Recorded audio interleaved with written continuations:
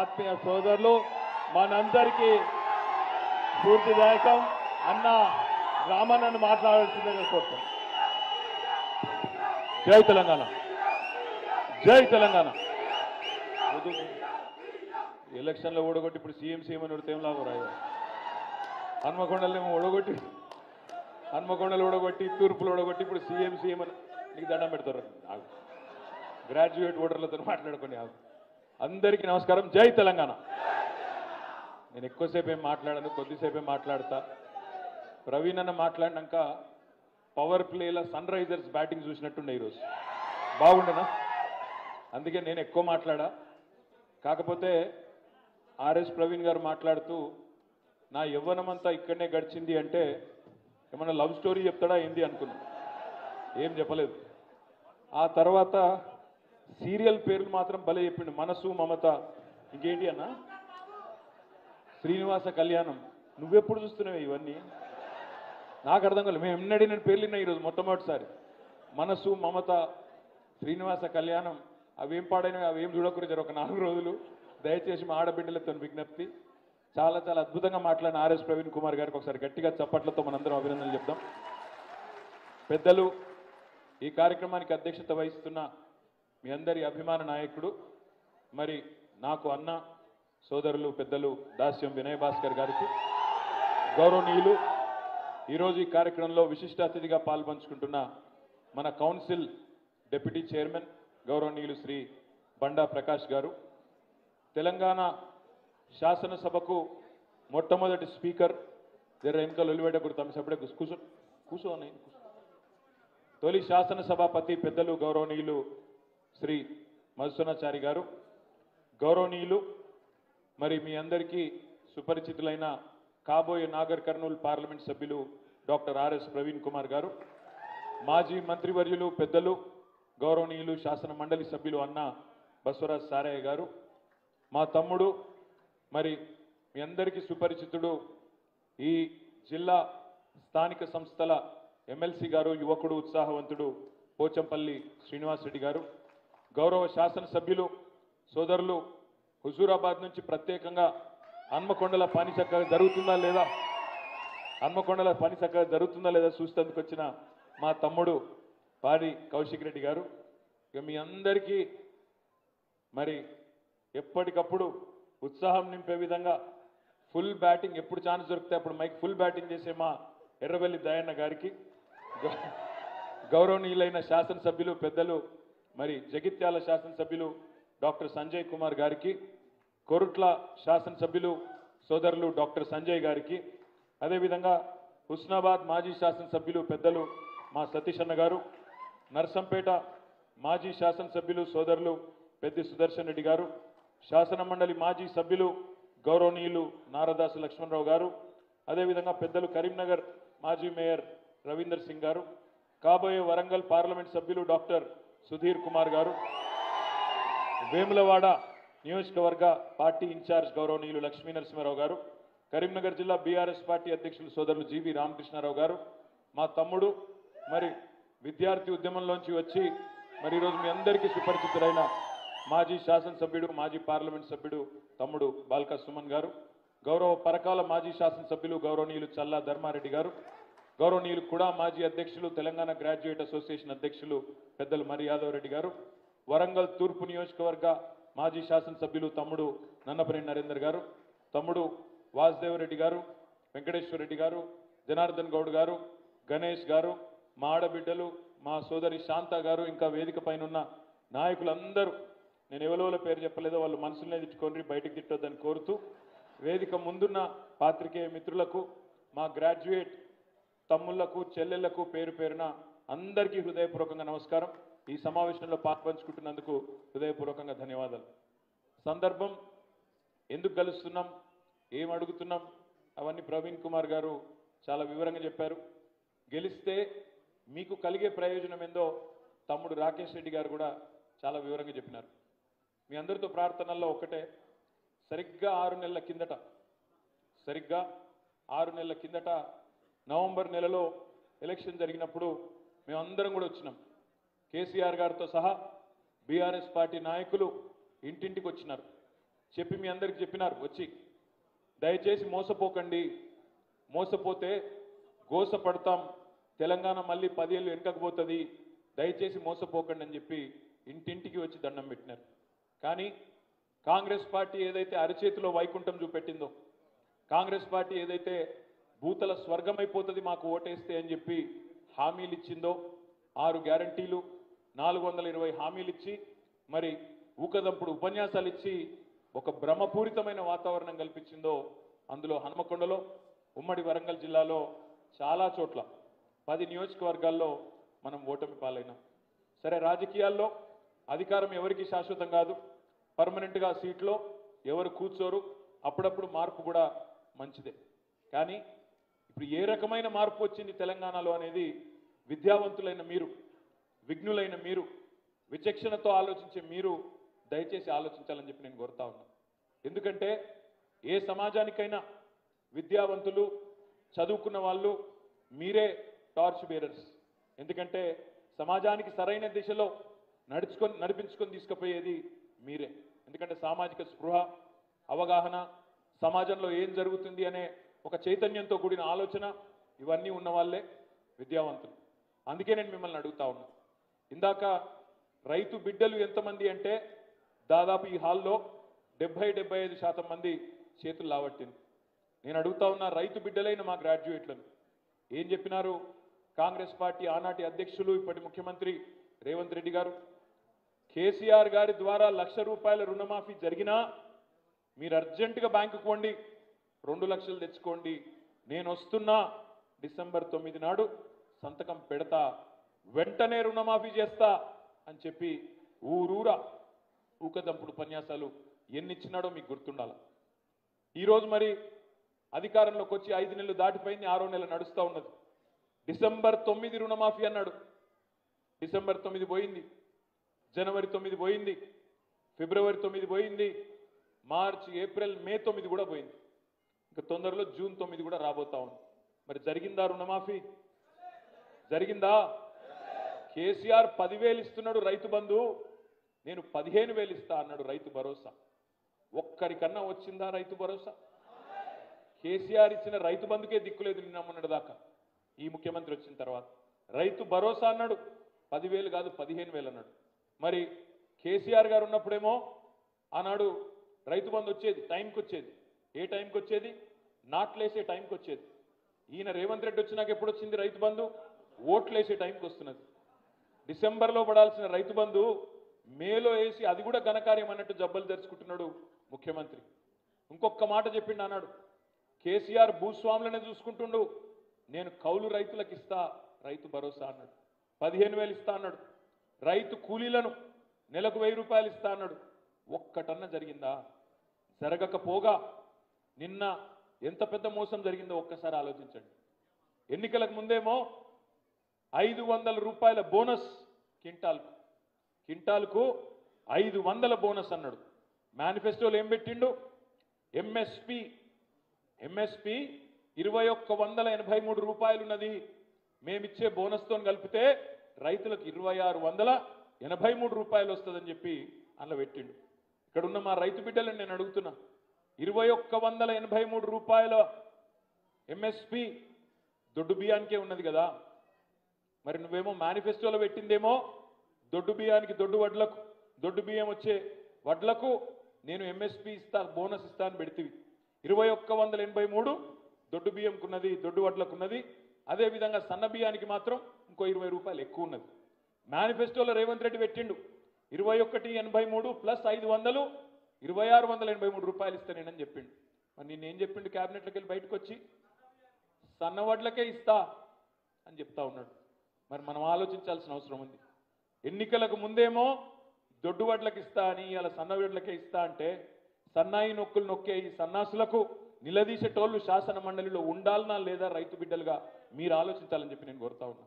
రేపటి రోజున ఎవరు ఉండాలి శాసన మండలిలో ఇట్లాంటి సమస్యలు వచ్చినప్పుడు అంటే మనం ఆలోచనతో ఓటేస్తే అట్లాంటి ఆలోచనతో కూడిన వ్యక్తులు, వివేకంతో రేపటి రోజున మీ తరఫున గొంతు విప్పే వ్యక్తులు శాసన మండలిలో ఉంటే న్యాయం జరుగుతుంది.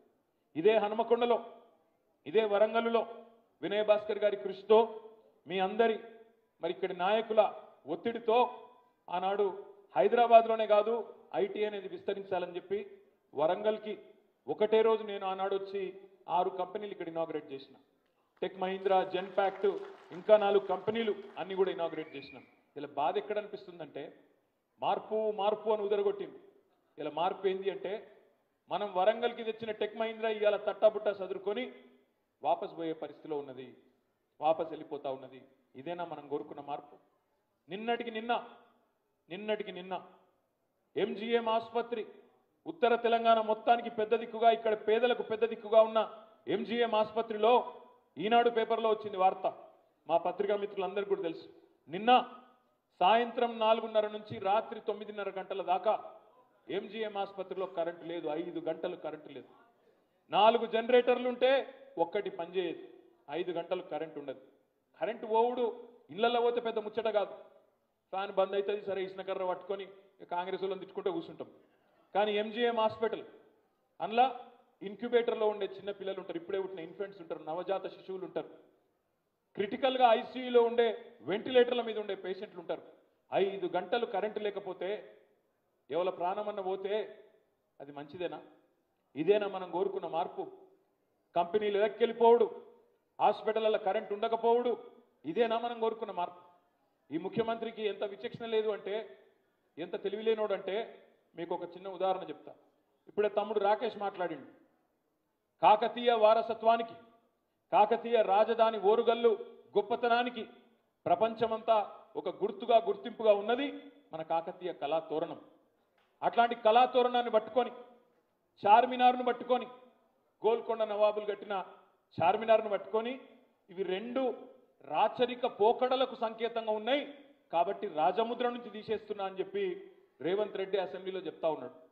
చెప్పిండు, సరే చెప్పిండు. చెప్పినాక మరుక్షణమే 5 నిమిషాలను ఏం చెప్పిండు తెలుసా? జయ జయ హే తెలంగాణ అనే పాటను రాష్ట్ర గీతంగా పెట్టినామని చెప్పిండు. పాపం ఆయనకి ఎంత తెలివిలేనోడంటే, ఎన్నడూ తెలంగాణ ఉద్యమంలో ఉన్నోడు కాదు, మీ లెక్క మా లెక్క కొట్లాడినోడు కాదు. అసలు జయ జయ హే తెలంగాణలో ఏముందో కూడా ఆయనకి ఎరకలేదు. జయ జయ హే తెలంగాణ అని రాష్ట్ర గీతంగా, ఆ గీతంలో ఏమున్నది? కాకతీయ కళా ప్రభల కాంతి రేఖ రామప్ప, గోలుకొండ నవాబుల గొప్ప వెలుగే చార్మినారు. అంటే ఎంత తెలివి తక్కువ సన్నాసి అంటే ఈ ముఖ్యమంత్రి, ఆయన పెట్టిన రాష్ట్ర గీతంలోనే చార్మినార్ ఉన్నది, కాకతీయుల గొప్పతనానికి ప్రతీకగా ఉన్న రామప్ప ఉన్నది, కళాతోరణం ఉన్నది. కానీ అవి రాజముద్రలో ఉండద్దట. గిసంటోడు మన కర్మగాలి మన ముఖ్యమంత్రి అయింది, ఇంత తెలివి తక్కువడు. అందుకే నేను మీ అందరూ విజ్ఞప్తి చేసేది, ఇట్లాంటి సన్నాసులకు బుద్ధి చెప్పాలి అంటే మనం వాళ్ళతో పోయి యుద్ధాలు చేయలేం, గల్లా పట్టుకొని కొట్టలేం, వాళ్ళతో పోయి బూతులు తిట్టలేం. మీరు చేయవలసిందల్లా ఒకటే, వాళ్ళు పెట్టిన గొప్ప అభ్యర్థి, మీకు తెలిసి ఆయన ఎవరో, మామూలు అభ్యర్థిని పెట్టలేదు. నాకు ఇంతకుముందు మా ప్రవీణ్ అన్న చెప్తుంటే ఒకటి గుర్తొచ్చింది.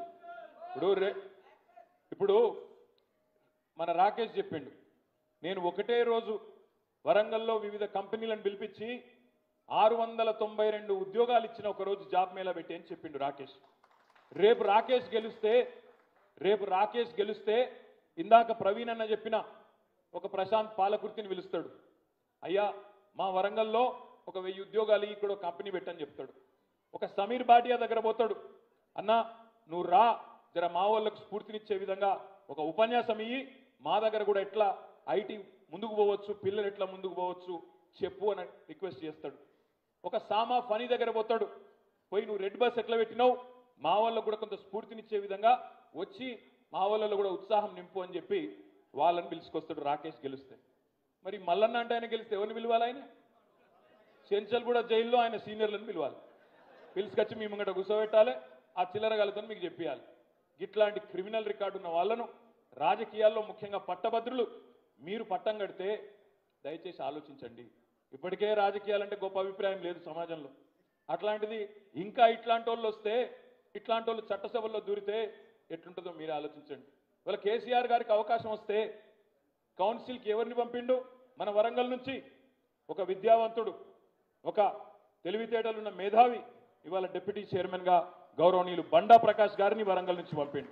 ఒక పెద్ద మనిషి 24 ఏళ్లుగా కేసీఆర్ గారితో ఉద్యమ సహచరుడుగా ఉన్న మధుసూనాచారి గారు భూపాలపల్లిలో దురదృష్టవశాత్తు స్వల్ప తేడాతో ఓటమి పాలైతే వారిని కౌన్సిల్కి పంపిండు. ఎట్లాంటి వాళ్ళని పంపిండు కేసీఆర్ కౌన్సిల్కి వరంగల్ నుంచి ఒక మాజీ మంత్రి సీనియర్ నాయకుడు పెద్దలు బసవరాజ్ సారయ్య గారిని కౌన్సిల్కి పంపిండు. ఒక యువకుడు ఉత్సాహవంతుడు పోచంపల్లి శ్రీనివాసరెడ్డిని పంపిండు. ఒక గిరిజన మహిళ సీనియర్ నాయకురాలు సత్యవతి రాథోడ్ను పంపిండు. ఒక విద్యావేత్త మహబూబాబాద్లో విద్యా సంస్థలు నడుపుకునే తక్కలపల్లి రవీందర్ రావును శాసన మండలికి పంపిండు. ఒక ఛాయిస్ అంటే గట్లుంటది. మరి కాంగ్రెస్ పార్టీ ఎవరైనా పంపుతా అంటున్నది? ఒక బ్లాక్ మెయిలర్ తెల్లారు లేస్తే యూట్యూబ్ని అడ్డం పెట్టుకొని బూతులు తిట్టుడు, పెద్దవాళ్ళని తిడితే నేను కూడా పెద్దవాళ్ళని అయిపోతాను అనుకునే విధంగా అవతల తెలంగాణ సాధించిన నాయకుడనే గౌరవం లేదు, 70 ఏళ్ల పెద్ద మనిషి అనే గౌరవం లేదు, వయస్సుకు గౌరవం లేదు, ప్రజలు ఎన్నుకున్న ముఖ్యమంత్రి అనేసుకొని దానికి మనం లైకులు కొడుతుంటే దాన్ని మనం వ్యూస్ ఇస్తుంటే దాన్ని చూసుకుని సంబరపడే సన్నాసిని ఇలా కాంగ్రెస్ పార్టీ తెచ్చింది. నేను అడుగుతా ఉన్నా మిమ్మల్ని, ఒకవైపేమో ఇక్కడ బిట్స్ పిలాని, ఇటు బిట్స్ పిలాని, అటు పల్లి బఠాని, ఏది కావాలో మీరే ఆలోచించుకోండి. ఇక్కడ బిట్స్ పిలానిలో గోల్డ్ మెడల్ సాధించిన తమ్ముడు, ఆయన కావాలంటే సుఖంగా అమెరికాలో బతకచ్చు, మంచిగా ఉద్యోగం చేసుకుంటా, లక్షల మంది మనోళ్ళు ఉన్నారు తెలుగోళ్ళు. కొన్ని ఊర్లలోకి పోతేనైతే అమెరికాలో మన వరంగల్కి పోయినట్టే ఉంటుంది, ఆ డల్లాస్ హ్యూస్టన్ బీస్టన్ పోతే మన కాడికి పోయినట్టే ఉంటుంది. అట్లా ఈయన కూడా మంచిగా 4 కార్లు కొనుక్కొని మంచిగా సుఖంగా అక్కడనే బతకొచ్చు. 7 ఏళ్ళు అక్కడ పనిచేసిండు, ఫేస్బుక్లో పనిచేసిండు, అక్కడ సిటీ బ్యాంక్లో పనిచేసిండు, బిట్స్ పిలానీలో గోల్డ్ మెడల్ సాధించిండు. కానీ మనసు ఉండబెట్టలేక ఒక రైతు బిడ్డ కాబట్టి నా రాష్ట్రానికి నా వరంగల్కు నేను పోతా, ఏమన్నా నాతో అయినది నేను పనిచేస్తా అని చెప్పి ఇలా వరంగల్కు తిరిగి వచ్చి ప్రజాసేవలో వచ్చింది. నేను చాలాసార్లు వింటుంటా రాజకీయాల్లో జర్నలిస్ట్ మిత్రులు చెప్తుంటారు, మిగతా మిత్రులు చెప్తుంటారు, చదువుకున్న వాళ్ళు రావాలి, చక్కదనం కావాలి, పాలిటిక్స్ అంతా లంగలు దొంగలు తయారైనరు అని మాట్లాడతారు. కానీ మరి చదువుకున్న వాళ్ళు వచ్చినప్పుడు ఒక గోల్డ్ మెడలిస్ట్ మరి మీ ముంగట పెట్టినప్పుడు ఆయన కోటేస్తారా లేకపోతే ఒక చెంచల్ కూడా క్రిమినల్ కోటేస్తారా మీరే ఆలోచించుకోవాలని చెప్పి నేను విజ్ఞప్తి చేస్తా ఉన్నా. ఇవాళ ఓరుగల్లు బిడ్డలు మీరు పౌరుషానికి ప్రతీకలు. తెలంగాణ ఉద్యమానికి గుండెకాయ లాంటి హనుమకొండలో ఇవాళ గర్వంగా నేను చెప్తా ఉన్నా, మీకు ఒక మంచి అభ్యర్థిని కేసీఆర్ గారు అందజేసినారు. సరే, గతంలో మనతో రాజకీయంగా విభేదించిన ఇంకో సంస్థలో పనిచేసినప్పుడు సహజంగానే ఆనాడు ఆ సంస్థ నిబంధనలకు అనుగుణంగా పనిచేసిన అని చెప్పి తమ్ముడు చెప్పిండు.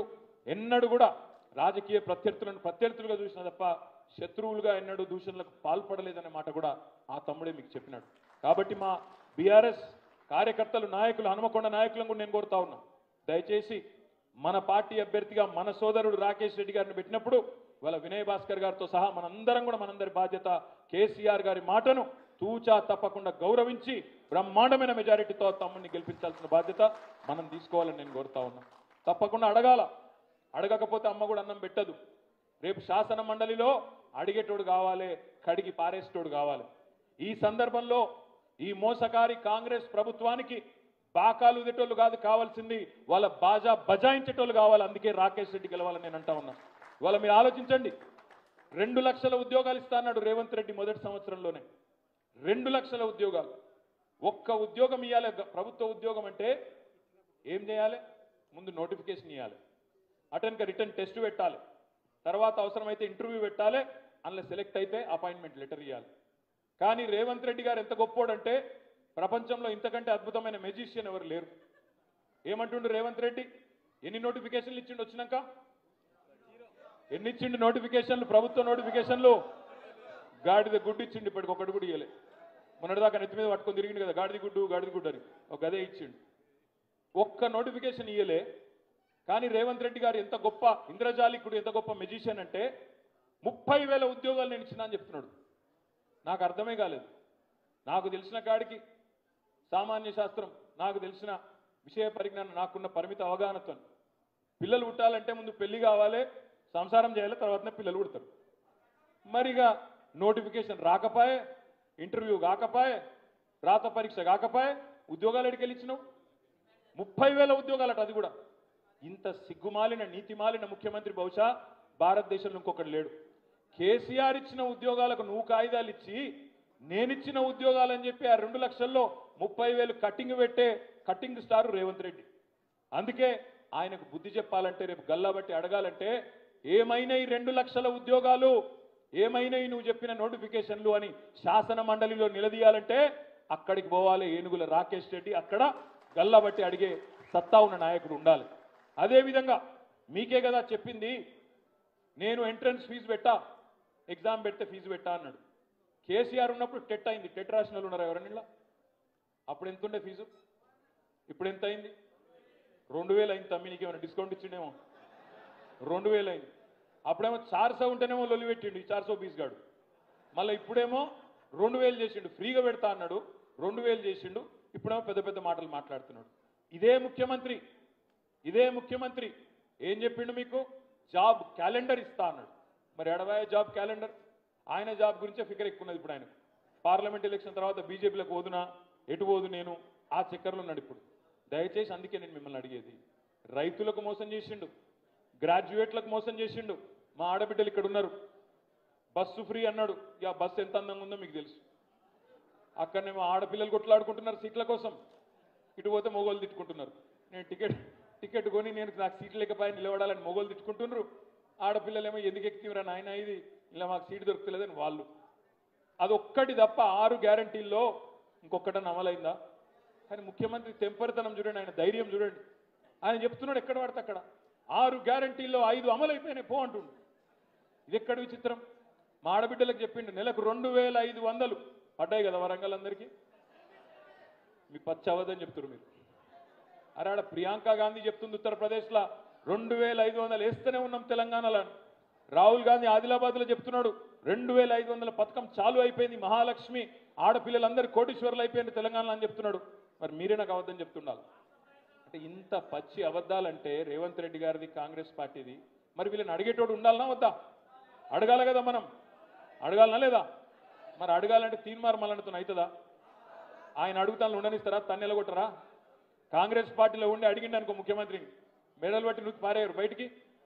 గందుకే ఎందుకు ఉండాలి అంటే ఈ సందర్భంలో అక్కడ ఉండాల్సింది అధికార స్వరాలు కాదు, అక్కడ ఉండాల్సింది ధిక్కార స్వరాలు. మీ ఓరుగల్లు అవతల గుండె జల్లు అనిపించేటట్టు మాట్లాడే రాకేష్ రెడ్డి రేపు శాసన మండలిలో ఉండాలి. ఇంకొక మాట కూడా నేను కోరుతా ఉన్నా, వినయ్ భాస్కర్ గారికి, హన్మకొండ బీఆర్ఎస్ నాయకులందరినీ కూడా నేను కోరుతా ఉన్నా. మరి నేను కోరుతా ఉన్నా, ఇవాళ వినయ్ అన్న ఇక్కడ ఎమ్మెల్యేగా లేడు, కాంగ్రెస్ ఆయన ఎమ్మెల్యేగా ఉన్నాడు. రేపు మీరు రాకేష్ని గెలిపిస్తే కనీసం మీకు కొంత ఆసరా ఉంటుంది. రేపు మీకు ఇక్కడ పోయినాక ఒక అధికారిని కలవాలన్నా ఇంకోటైనా దేనికైనా కూడా ఒక అండ ఉంటుంది. ఒక తమ్ముడు వినయన్నకు చిన్న తమ్ముడులాగా తమ్ముడు కూడా మీతో పాటు బ్రహ్మాండంగా పనిచేస్తారు. ఇప్పుడే గౌరవనీయులు ఇదివరకు సిబిఐ జాయింట్ డైరెక్టర్గా పనిచేసిన జేడి లక్ష్మీనారాయణ గారు, ఇక్కడ స్క్రీన్ ఉంటే బాగుండేది, ఆయన ఇప్పుడే ఒక మెసేజ్ ఆయన ట్విట్టర్లో పెట్టిండు. పట్టభద్రులారా ప్రతిభకు పట్టం కట్టండి. ఒక్క నిమిషం ప్లే చేసి వినిపిస్తాను మీకు. ఒక వ్యాపారంలో ఒక వ్యక్తి నష్టపోతే ఆ వ్యాపారి నష్టపోవచ్చు, లేకుంటే కొంతమంది నష్టపోవచ్చు. ఒక వ్యక్తి ఆరోగ్యం చెడిపోతే ఆ వ్యక్తి నష్టపోతాడు. కానీ రాజకీయాల్లోకి మోసగాళ్లు, స్వార్థపరులు, అవినీతితో కూడిన వాళ్ళు వస్తే మొత్తం సమాజమే నష్టమవుతుంది. అందువల్ల మనకు కావాల్సింది సమాజం కోసం నిలబడి పనిచేసే నాయకులు, అది కూడా యువతరం చాలా ముఖ్యం. ఉమ్మడి ఖమ్మం, వరంగల్, నల్గొండ జిల్లాలో పట్టభద్రుల అభ్యర్థిగా గ్రాడ్యుయేట్ కాన్స్టిట్యున్సీలో నా మిత్రుడు సుపరిచితుడు శ్రీ ఏనుగుల రాకేష్ రెడ్డి అభ్యర్థిగా పోటీ చేస్తారు. సామాన్య రైతు కుటుంబంలో పుట్టి ఆ తర్వాత ఇప్పుడు మీరు ఇంతకుముందు ఒక ఐపీఎస్ ఆఫీసర్ని విన్నారు. ఆయన అడిషనల్ డైరెక్టర్ జనరల్ ఆఫ్ పోలీస్గా వాలంటరీ రిటైర్మెంట్ తీసుకొని బయటకు వచ్చి వారు స్పష్టంగా చెప్పిండ్రు. ఏమని చెప్పిండ్రు? లంగాలకు దొంగలకు స్థానం ఇవ్వకండి దయచేసి. మేము పోలీస్ డిపార్ట్మెంట్ ఉండగా కొంత క్లీన్ చేసిన, అందుకే నాకు మీ ఇలాకా అంతా మొత్తం తెలుసు. మొగిలిచెర్ల నుంచి ఎడిట్కి చెప్తామన్నా అన్ని పేర్లు చెప్పిండు. బాలసముద్రం, మొగిలిచెర్ల, కాజీపేట, వడ్డేపల్లి అన్ని చెప్పిండు. మరి ఇప్పుడు ఇంకో పెద్ద ఆయన చెప్తున్నాడు. సిబిఐ జాయింట్ డైరెక్టర్గా పనిచేసిన లక్ష్మీనారాయణ గారు, ఆయన కూడా స్పష్టంగా ఏం చెప్తున్నాడు? రాకేష్ రెడ్డి లాంటి విద్యావంతుడికి అవకాశం ఇవ్వండి అని ఆయన కూడా అప్పీల్ చేస్తున్నాడు. ఇంతమంది విద్యావంతులు కూడా ఆయన ఎండార్స్ చేస్తున్నారంటే తప్పకుండా మనం కూడా ఆలోచించవలసిన అవసరం ఉంది. మీ అందరితో ప్రార్థన ఒకటే, మొదటిసారి ఓటేస్తున్న వాళ్ళు ఎంతమంది ఉన్నారు ఇక్కడ? ఫస్ట్ టైం ఎన్రోల్ అయిన వాళ్ళు మీరు ముఖ్యంగా దయచేసి జాగ్రత్తగా వినాలా. ఈ ఎలక్షన్లో సింబల్ ఉండదు, ఈ ఎన్నికల్లో సింబల్ ఉండదు. ఈ ఎన్నికల్లో కేవలం పేర్లు ఉంటాయి, పేరు పక్కన బాక్స్ ఉంటుంది. దయచేసి ఆ బాక్స్లో మీరు 3వ నంబర్లో రాకేష్ రెడ్డి గారి పేరుంది, ఫోటో ఉంటుంది, ఆ పక్కన బాక్స్ ఉంటుంది. ఆ బాక్స్లో దయచేసి మీరు కేవలం వెంకటేశ్వర స్వామి నిలువు గీత ఎట్లయితే ఉంటుందో, ఆ నామం ఎట్లయితే ఉంటుందో అట్లా నిలువు గీత పెట్టాలి తప్ప మీరు ఏం రాసినా ఆయనతో ఓటు చెల్లకుండా పోతుంది. ఇంతకుముందు మంచిగా ప్రవీణ్ అన్న చెప్తుండే ఇంకో మీటింగ్లో, ఆయనతో అక్కడ పోయినాక నువ్వు చరంగా భక్తి వచ్చి ఓం అని రాసినావు అనుకో పోతుంది. శ్రీరాముడు నీవే గలవు అని రాసినావు అనుకో పోతుంది. లేకపోతే ఇంకోటి ఏమైనా రాసినావు అనుకో, రాకేష్ రెడ్డి చాలా మంచోడు అని రాసినావు అనుకో పోతుంది. ఏం రాయకుండ్రి, కవిత్వం అసలే రాయకుండ్రి. మొదటిసారి ఒట్టేస్టులు జాగ్రత్తగా ఓటేయండి. 1 నెంబరు మాత్రమే రాయండి. దయచేసి 3వ వరుసలో రాకేష్ రెడ్డి గారి పేరుంది, 1 నెంబర్ రాయండి. తప్పకుండా రాకేష్ని గెలిపించండి. ఇంకొక 3 రోజులే టైం ఉంది కాబట్టి మీ అందరితో ప్రార్థన. ఇక్కడ 50,000 ఓట్లు, 63,000 ఓట్లు ఉన్నాయి వరంగల్ కార్పొరేషన్ పరిధిలో. మీ ఫ్రెండ్స్ ఉంటారు, మీ ఫ్యామిలీ మెంబర్స్ ఉంటారు, మీ రిలేటివ్స్ ఉంటారు. దయచేసి ఒక్క ఫోన్ కాల్ చేయండి, ఒక్క మెసేజ్ ఇవ్వండి. మంచి వాళ్ళకి, చదువుకున్న వాళ్ళకి, ఒక రైతు బిడ్డకి, ఒక గోల్డ్ మెడలిస్ట్కి ఎమ్మెల్సీగా మీ ప్రతినిధిగా శాసన మండలికి పంపండి. జై తెలంగాణ.